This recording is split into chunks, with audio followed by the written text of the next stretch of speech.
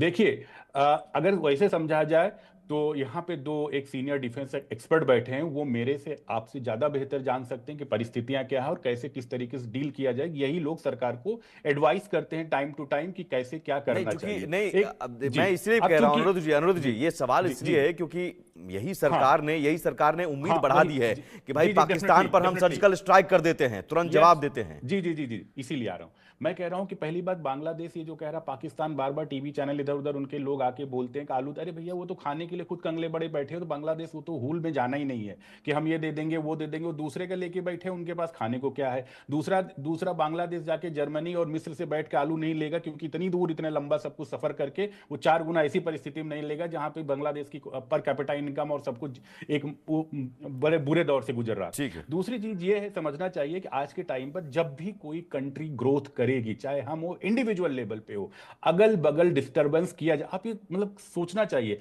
और जो बार बार लोग बात ये करते शेख, अरे भाई 1971 में शेख हसीना जी के फादर को भी क्या कहते हैं, भारत सरकार ने उनको असाइलम दिया था। तो ऐसा नहीं कि, और बांग्लादेश के अंदर कभी न कभी ठीक है। असोसिएशन या हर इस्लामिक कंट्री में ये सब होता रहता है। ठीक है सर। भारत को उनके बहकावे में नहीं आना। हाँ, हिंदुओं की रक्षा करना है हम लोगों का कर्तव्य है, और अपने जितने फ्रेंड्स हैं उनके साथ अच्छा व्यवहार, अच्छे तरीके से रहना, ताकि उनके लेकिन बहकावे में किसी के नहीं आना। ठीक है, बॉर्डर पर जरूर खतरा है और बॉर्डर पर हमारी सेनाएं निपट लेगी। सेना मजबूत है, अब सेना मजबूत जैसा है, वो बिल्कुल, खोलेंगे वैसा जवाब उनको वो भी मिलेगा। चिंता नहीं है। लेकिन ये इस तरह की साजिशों को और इस तरह की जो अगर कट्टरपंथी सोच वाले हैं, ये बड़ा खतरा ना बन जाए। हम ये ना देखें कि अरे ठीक है, अब इंटरनली मैं कह रहा हूं अनुरुद्ध जी जी कि देश के अंदर ही ऐसे कई कट्टरपंथी हैं या अवैध घुसपैठियां हैं जो खतरा बन रहे हैं और बन सकते हैं। और यही वजह कि दिल्ली सचिवालय को चिट्ठी लिखनी पड़ी। आप जल्दी से जगदीश जी कुछ जवाब देना चाह रहे थे, मैं काउंटर देने के लिए मौका दे रहा हूं, लेकिन सर ज्यादा नहीं, मुझे एक्सपर्ट्स के पास भी जाना है जी। सुमित जी, सिर्फ इनकी बीजेपी की दो ही बात का जवाब दूंगा जो अभी अनुरुद्ध जी बोले हैं। इन्होंने कहा राम मंदिर बन रहा था, ये नहीं गए, बड़े बड़े महात्मा संत भी नहीं गए, जो गए तो उन्होंने क्या कर लिया, देखने गए थे पूजा कौन कर रहा है। भाई पुजारी बाहर बैठे थे और बाहर तमाशा देख रहे थे, हजारों मंदिर टूटे। राम मंदिर पर नहीं है सर, राम मंदिर पर डिबेट नहीं है। भगवान राम तो कभी सोने के सियासत पे बैठे ही नहीं। मैं कह रहा हूं आप भी हिंदू हैं, राहुल गांधी जी भी हिंदू हैं, अगर लेकिन हिंदू हैं तो हिंदुओं के नाते या भारतीयों के नाते, मैं कह रहा हूं हिंदू छोड़िए, मुसलमान भी सड़क पर उतरे हुए हैं जगदीश जी। और दूसरी बात इन्होंने क्या दिया, तो दोस्ती निभा रहे हैं बांग्लादेश पर, शेख हसीना को गोदी में लेके बैठे हैं, दोस्ती निभा रहे हैं, हिंदू मरे तो मरे, इनको क्या फर्क अच्छा, पड़ता है? 1971 में इंदिरा गांधी ने असाइलम दिया था कि नहीं दिया था शेख अब हसीना इनसे जी क्या के बहस पिताजी करें को? भाई? उनकी शेख बहन हसीना को से तो दोस्ती नहीं दोस्ती निभाए। हिंदू मरे तो मरे, तो आप कह रहे हैं शेख ना, यहाँ भी हिंदू मरा वहां भी हिंदू मरा, इनको फर्क नहीं पड़ता। अरे हिंदू की बात कांग्रेस को मुझसे शोभा बांग्लादेशियों नहीं को देता। बसाने के लिए, सुनिए, बांग्लादेशियों को बसाने के लिए हिंदुस्तान में डाक टिकट छापी गई। ये कौन आया बीच में कूद के भाई? करोड़ों रुपए बीजेपी के प्रवक्ता टू, वसूल करके लिया गया। अरे अर्थशास्त्री भाई, अर्थशास्त्री जैसी बात करो। हम कह रहे हैं बांग्लादेश में हिंदू को बचाओ, आप कह रहे हो कुछ हो ही नहीं रहा है। अर्थशास्त्री चलिए ठीक है सर, गुमराह मत करो देश को। ठीक है, जरा दर्शकों के लिए इस परिस्थिति को समझने के लिहाज से, ठीक है जगदीश शर्मा जी और मनीष जी, मैं ठीक है, संजय कुलकर्णी जी, ये हमने जो आंकड़े भी दिखाए, ये आलू प्याज और चीनी की बात, वो कह रहे हैं कि साहब हम पाकिस्तान से ले लेंगे, मिस्र से, स्पेन से ले लेंगे और तमाम चीज़ें। मुझे लगता है कि हास्यास्पद है बहुत हद तक, क्योंकि हमने वो भी आंकड़े दिखाए कि हम कितना आलू प्याज अब तक भेजते रहे, निर्यात यहाँ से कितना जाता रहा, यानी उनकी डिमांड्स इतनी रही है। तो इतनी डिमांड्स क्या पाकिस्तान पूरी कर सकता है? नहीं, बाकी लोग भी नहीं पूरी कर सकते हैं, और करेंगे तो फिर लॉजिस्टिक प्रॉब्लम है। यहाँ तो बाय रोड है सब कुछ अवेलेबल। तो ये किस तरह की सोच है? देखिएगा, ये काफी कुछ जो मीडिया में आता है, और आज की तारीख में बांग्लादेश के पास सिर्फ 2 महीने का ही फॉरेन रिजर्व बचा हुआ है, बांग्लादेश भी जानता है। लेकिन जब भी बांग्लादेश नेशनलिस्ट पार्टी हुई या जमात, इनका थोड़ा सा दबदबा हुआ, और यूनुस जो है, जो नेशनल गवर्नमेंट वहां पे चाहते हैं, वो इलेक्शंस को दूर धकेलने की कोशिश कर रहे हैं, किस प्रकार से उनका जितना केयरटेकर गवर्नमेंट ज्यादा चल सके, तो उनके अपने कंपल्शंस हैं। पर मैं बार बार हमेशा कहेंगे, बांग्लादेश हमारा पड़ोसी है, पड़ोसियों को हम दूर नहीं कर सकते, उनके साथ ही हमने रहना है। हमने यकीन करना है कि बांग्लादेश की तरफ से कोई इन्फिल्ट्रेशन ना हो। हमने यकीन करना है कि हमारे जो बॉर्डर है वो बिल्कुल फिक्स रहे, और जैसे कि जो घुसपैठियां हैं वो ना आए।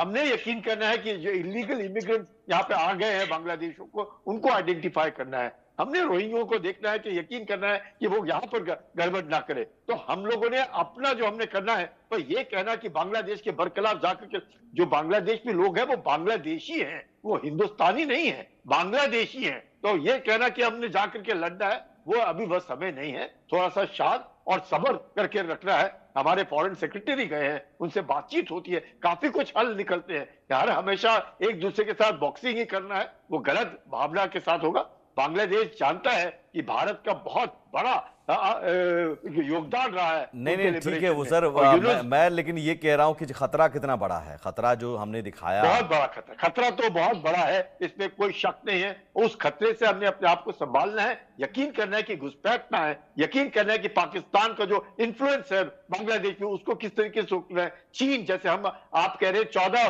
बिलियन का हमारा उनके साथ ट्रेड है, चीन का $25 बिलियन का ट्रेड है बांग्लादेश के साथ। वहां पर उनके रास्ते हैं, बिजली के हैं, उनके पोर्ट है, उनको सबमरीन दिए हुए हैं, उनको टैंक दिए हैं, हवाई जहाज दिए हैं, उनको दुनिया भर का एमुनेशन दिया है। ये किसके लिए दिया है? बांग्लादेश का कौन दुश्मन है? चारों तरफ से तो भारत ही भारत है। तो ये सब भारत के बरखिलाफ इस्तेमाल करने के लिए उनको तैयार किया जा रहा है। तो ये यकीन बनाइएगा जब रिश्ते अच्छे होंगे तो फायदा बांग्लादेश का भी होगा, भारत का भी होगा।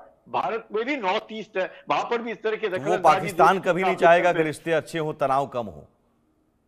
बिल्कुल तनाव कम होना चाहिए और इस पे हम सब ने मिल करके सोचना है। ये नहीं कि बस गुत्ता लड़ रहे हैं अब नहीं, ये पाकिस्तान तो नहीं चाहेगा ना, ISI तो नहीं चाहेगा, वो तो बार बार इस तरह की हरकत और आतंकी साजिशों को ISI तो आने वाले दिनों में पाकिस्तान सबसे ज्यादा खुश है। पाकिस्तान बहुत खुश है कि जो कुछ बांग्लादेश में हो रहा है, क्योंकि बांग्लादेश में लोग हैं जो उनके सोच में बड़े हैं। भारत ने यकीन करना है कि उसका जो प्रभाव है वो भारत पे ना आए और उस बांग्लादेश पे जबरदस्त दबाव डालना है कि हिंदू जो भी हैं, उधर जो भी लोग हैं, उनके साथ इस तरह की बदसलूकी ना की जाए। कर्नल सोढ़ी साहब, बहुत सेंसिटिव है, इसका मतलब मसला है कि हमें अपनी रक्षा भी करना है और हम जो 2 फ्रंट पर लड़ रहे थे, अब एक और फ्रंट हमारे सामने खड़ा हो रहा है और उसमें सबसे सेंसिटिव चिकन नेक और बांग्लादेशी बॉर्डर का जो 4096 किलोमीटर लंबा बॉर्डर है, उसमें पोरस बॉर्डर कई सारे हैं, तो उसे भी सिक्योर रखना है, क्योंकि वहां पर आतंकी साजिशों को अंजाम देकर आतंकी